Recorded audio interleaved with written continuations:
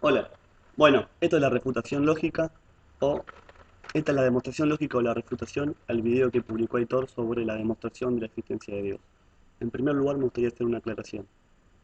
El Dios en el que siempre creyeron los hombres era un Dios creado a medida, un Dios creado para explicar los fenómenos naturales y para ofrecerle cobijo a ese hombre que se sentía totalmente superado por la naturaleza y por las adversidades.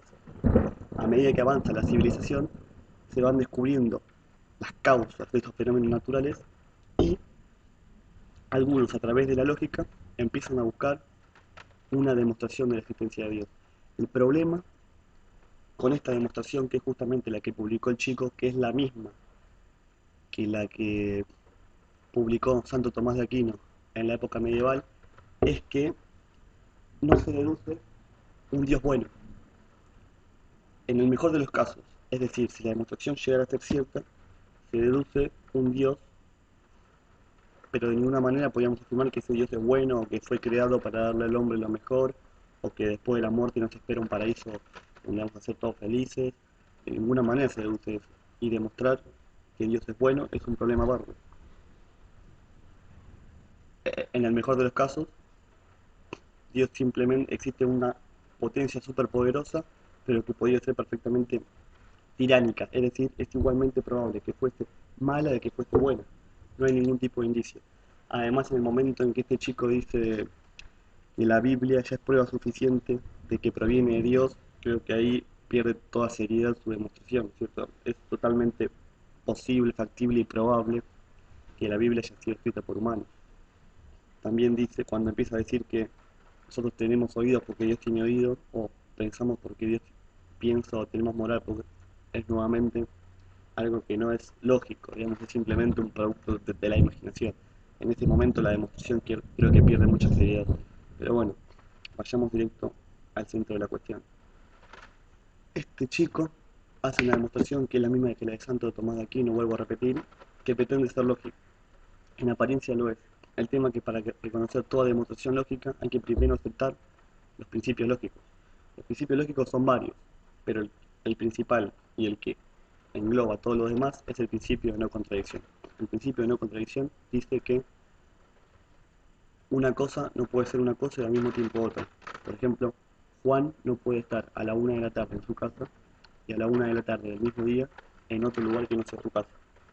Sería una contradicción que estén dos lugares al mismo tiempo en el, ¿no es cierto? Con lo cual queda demostrado que una contradicción implicaría una situación absurda. Por ejemplo, yo en este momento estoy haciendo esto y en este momento no estoy haciendo esto. Sería un absurdo. Si la demostración es lógica, entonces se reconocen los principios lógicos. El tema es que hay un problema. Este es el centro de la cuestión para refutar la existencia de Dios. Si existiese Dios, entonces le podríamos pedir que construya una piedra indestructible. Una vez que la construya, le tendríamos que pedir que la destruya. Si la logra destruir, entonces no es indestructible. Y si no la puede destruir, entonces no es impotente, como este hombre decía que Dios era. Esto habla de la supremacía del principio de no contradicción. Si el principio de no contradicción es cierto, entonces Dios no existe. Y si no es cierto, entonces toda demostración lógica pierde sentido, porque el principio de no contradicción, que es lo que alimenta las demostraciones lógicas, no es válido.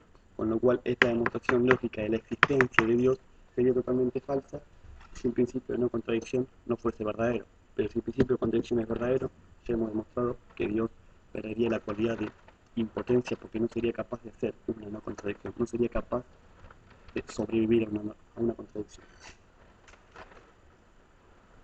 Ahora, que algunos dicen Dios está por encima del principio de no contradicción. El tema que esto tendría repercusiones y sería nuevamente una victoria pírrica para los creyentes en Dios. Si Dios está encima del principio de no contradicción, entonces esto podría ser igual a la nada. Esto podría ser a un caballo.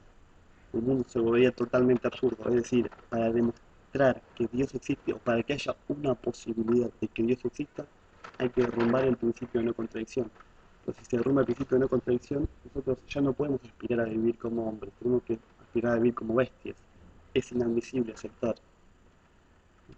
válido la falibilidad del principio de no contradicción y después seguir viviendo de lo más normal o aceptar a un sacerdote dando conferencias o sermones sobre determinados asuntos, porque eso implicaría un reconocimiento implícito del principio de no contradicción. Por ejemplo, estaría reconociendo que está hablando, o estaría reconociendo que existen personas a las cuales se dirige, no estaría imaginando que esa persona se está y no está al mismo tiempo.